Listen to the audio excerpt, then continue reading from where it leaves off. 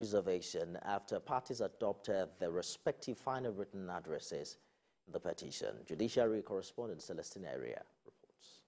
Presidential election petitions court, which had its inaugural sitting on 8th of May 2023, has held up petitions filed by the petitioners.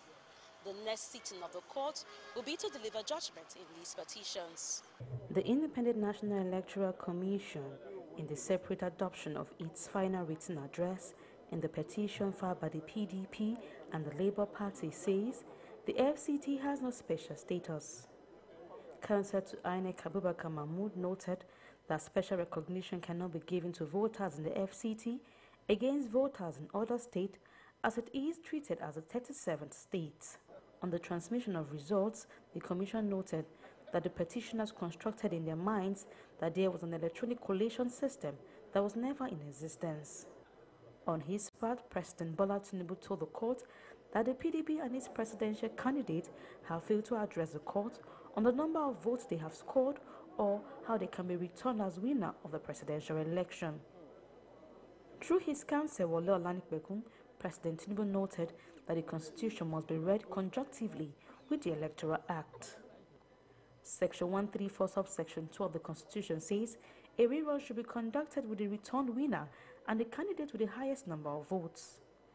If ever there will be any form of rerun, the Labour Party came third place and as such has no right to ask for relief it is not entitled to. The APC in its adoption told the court our witnesses called by the petitioners did not dispute the result of the election. Their only issue was the upload of the results. None of these witnesses presented alternative figures of results from the election. On the issue of allegations of dual citizenship against the president, the party noted that in line with Section 137, subsection 1A and Section 28 of the Constitution, if it was true that President Tinubu indeed has dual citizenship, he cannot be disqualified from the election. The APC prayed the court to dismiss the PDP's petition for lacking in merits.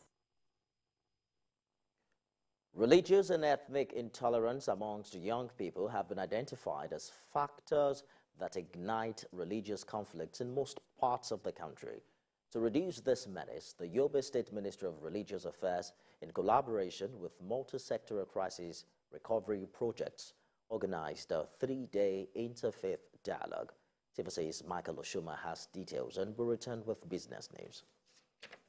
The Northeast region has continued to enjoy relative peace after the massive destruction carried out by Boko Haram fighters in the last 10 years.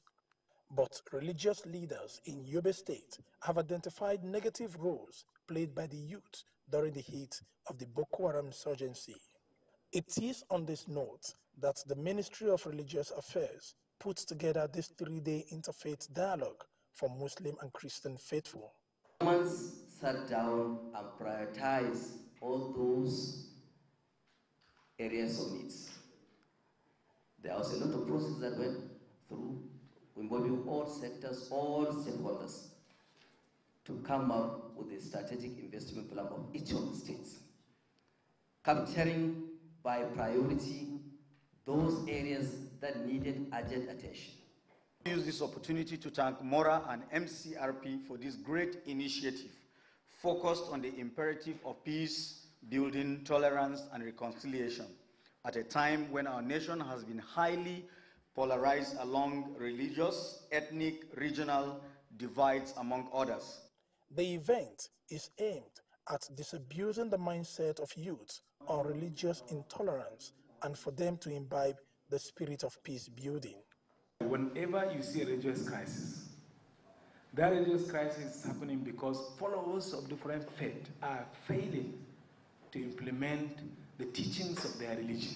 One of the facilitators who spoke with TVC News after the event believes periodic program on peace building such as this is needed to maintain the relative peace in the region. Since the insurgency is over, largely, it is important to understand the factors and the driving considerations that brought it to the state it is now. And the efforts needed to maintain the peace must also be multifaceted. The take-home for the Muslim and Christian youths was that they should have respect for each other's faith and belief. Michael Ushoma